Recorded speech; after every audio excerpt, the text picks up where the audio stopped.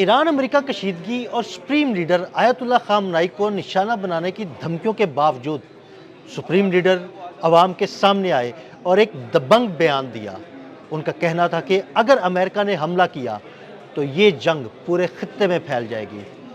Ayatollah खामनाई अवाम के सामने आए, उन्होंने और क्या बातें की, आमिर रज़ा से बात करते हैं। आमिर भाई, आयतुल्ला खामनाई तो घबराने वाले नहीं, उनको निशाना बनाने की धमकियां भी दी गई, लेकिन वो अलैलान अवाम के सामने आए, अहम बयानात दिए। इस सारे मामले पर ज़रा रोशनी डालिए। देखिए, सबसे पहली बात तो यह है कि इस वक्त कशीदगी जो है अपने अरूज पर पहुंच गई है और कशीदगी के सूरत हाल ये है कि इस वक्त भी डोनाल्ड ट्रंप जो हैं वो एक ही बात कह रहे हैं कि ईरान मुज़ाकरात करना चाहता है।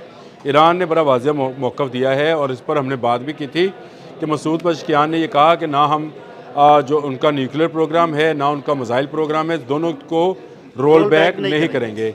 और ये कहा जा रहा था, मैं हैरान हूँ कि बहुत सारे इंटरनेशनल मीडिया ने भी और हमारे लोकल मीडिया ने भी ये खबर चलाई कि अली खामनाई जो हैं वो गुम हो गए हैं, गायब हो गए हैं, कुछ नहीं। तो यहाँ तक कहा कि रशिया चले गए हैं।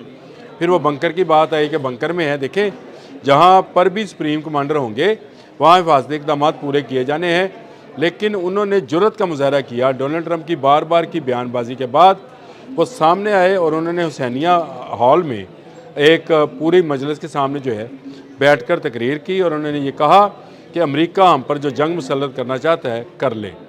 उन्होंने कहा डोनाल्ड ट्रंप एक तरफ मुज़ाकरात की बात करता है, दूसरी तरफ कह रहा है कि जहाज़ आपकी तरफ जा रहे हैं, हम तैयार हैं, हम इन जहाज़ों का मुकाबला करेंगे। और ये जंग अगर शुरू होगी तो ये फिर खित्ते की जंग होगी। और ये मैं बड़े लंबे अरसे से कह रहा हूँ कि फिर इसमें ना रेड सी के इस तरफ वाले को ममालिक बचेंगे और ना उस तरफ वाले खलीज फारस की दूसरी तरफ वाले। यानी आप अगर कहें Qatar, Bahrain, Kuwait, Iraq, Saudi Arabia, ये इस जंग से महफूज रह जाएंगे, जिसको हम मिडल ईस्ट कहते हैं, महफूज रह जाएंगे, तो ये मुमकिन नहीं है। ये असरात सब पर आने हैं। इसराइल के से भी अगर जहाज़ उड़ते हैं तो वो इस्लामिक ममालिक के ऊपर से गुजर कर ही ईरान तक पहुँचेंगे। अब फ़िज़ाई हदूद तो इस्तेमाल की जाएगी।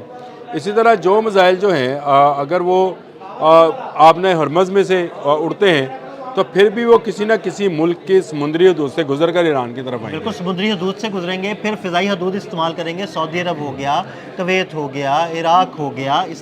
तो ये इसकी इजाज़त कौन देगा? वही ममालिक देंगे। और अगर ममालिक इसकी इजाज़त देंगे, चाहे वो अपना फ़ौजी अड्डे इस्तेमाल करने दें या ना करने दें, तो अली खामनेई का सामने आना एक जुर्रतमंदाना इक़दाम है। और वह सामने भी इसलिए आए कि आपको पता है कि परसों बंदरबाज पे कुछ केमिकल ड्रम्स के अंदर धमाका हुआ, धुआं उठा और लोगों ने समझा क्योंकि ये एक अहम बंदरगाह है, इस बंदरगाह पर शायद हमला हो गया है। और उसके बाद जो है ईरानी जो सुप्रीम कमांडर हैं वो शायद हमेशा के लिए गायब हो गया है। तो उनका सामने आना बनता था, वो सामने आए। ना सिर्फ सामने आए बल्कि उन्होंने कहा कि अगर आपने जंग मुसल्लत करनी है डोनाल्ड ट्रंप से, उन्होंने मुखातब होकर कहा, तो फिर आप कर लें। आप हमें ये ना बताएं कि कौन सा जहाज़ आ रहा है, कौन सा नहीं आ रहा है। अगर जंग होगी तो फिर हम उसका भरपूर मुकाबला करेंगे। इस पूरी मीटिंग के अंदर ये जो हुसैनिया हाल में मीटिंग हुई है, सबसे अहम बात ये है कि वो काला चोगा पहन कर नहीं आए हैं। इनको आपने काले चोगे में देखा होगा। बिल्कुल, इन्होंने ब्राउन चोगा जो था वो जेबतन किया हुआ था। किस बात की इलामत? मैं बताता हूँ आपको। और इसके साथ साथ जितने भी उनके जिसको कहा जाता है उनकी कोर कमेटी है, उन सब ने फ़ौजी लिबास जेबतन, ये जंग की इलामत है। चले आपने पूछ लिया तो बता ही रहा हूँ। सब ने फ़ौजी लिबास जेबतन किया हुआ था। इसका मतलब ये होता है कि जंग का ऐलान है, यानी किसी वक्त भी जंग जो है वो छिड़ सकती है और हम तैयार हैं अपनी जानें देने के लिए और मुल्क पर कुर्बान होने के लिए। ये एक वाज़िया निशानी है ईरानी कल्चर के अंदर, जब आप फ़ौजी लिबास पहन लेते। और ये सदियों पुरानी कदीम रवायत है कि बादशाह जो थे वो भी ज़रा बख्तर पहन लेते थे और इसका मतलब ये होता था कि जंग की तैयारी करो, यानी इसका मतलब ये है कि मैं तैयार हूँ, अब आप लोग भी तैयारी करें। तो ईरानी हुकूमत को बता दिया गया है कि जंग की तैयारी करो।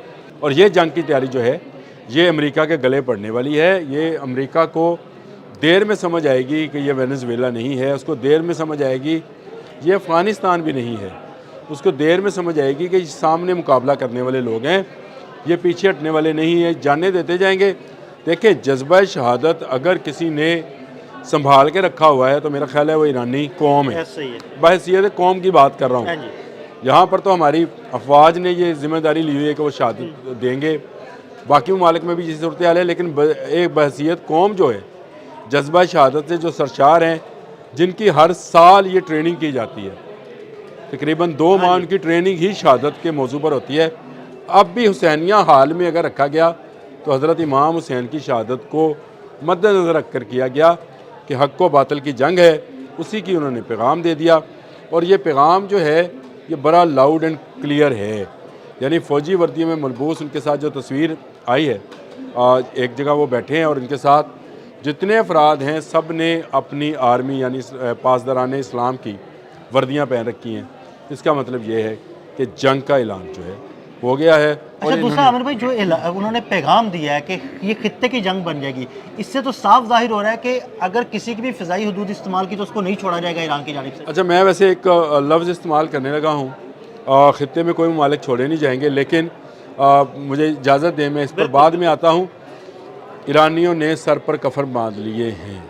नहीं, ये आपकी बात बिल्कुल ठीक है। ये मैं आपको बताऊँ, इस इजलास में शिरकत से पहले अली हमनाई कुम गए और उन्होंने इमाम हमीनी के मज़ार पर जो है वहाँ पर दुआ की, और ये दुआ जो थी ये रमज़िया यानी जंगी दुआ थी कि हम अपने मुल्क का और अपने मज़हब का और अपने दीन का और अपने लोगों का दिफा करने जा रहे हैं।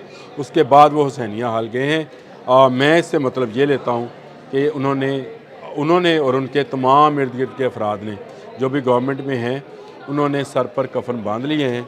और इसके बाद मेरा ख्याल है कि अमेरिका के साथ मुज़ाकरात की वो जो अमेरिका गेम चलाना चाह रहा था कि वो मुज़ाकरात की गोली दिए रखे, लॉलीपॉप लगाए रखे, और दूसरी तरफ वो ये कहता रहे कि उसका ब्यूटीफुल आर्मीडा जो है टुवर्ड्स ईरान मूविंग में है, ये नहीं हो सकता है।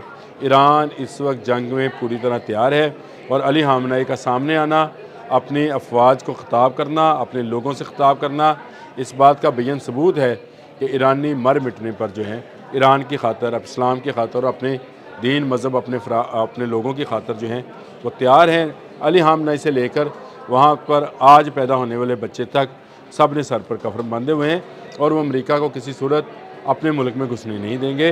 देखिए, ये जंग जो है कितना लंबा अर्सा चलेगी मैं नहीं जानता, लेकिन अमेरिका ने जिस वक्त अहदाफ सेट किए हैं आदिल भाई, वो हैं फ़ौजी अहदाफ। लेकिन आप याद रखें, फ़ौजी अहदाफ में कामयाबी आपकी कामयाबी नहीं है, क्योंकि अमेरिका इससे पहले वियतनाम में मार खा चुका है, फ़ौजी अहदाफ वहाँ पर भी तबाह हो गए थे।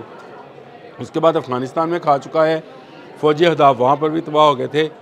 जब पब्लिक आपके साथ जंग लड़ रही होती है ना, तो इसका जवाब आपके पास नहीं होता है। ये ऐसी जंग होती है जिसमें आप धंसते चले जाते हैं। रशिया अफ़गानिस्तान में आया, उसने मार खाई, अमेरिका अफ़गानिस्तान में आया, मार खाई, अमेरिका वियतनाम में गया, मार खाई।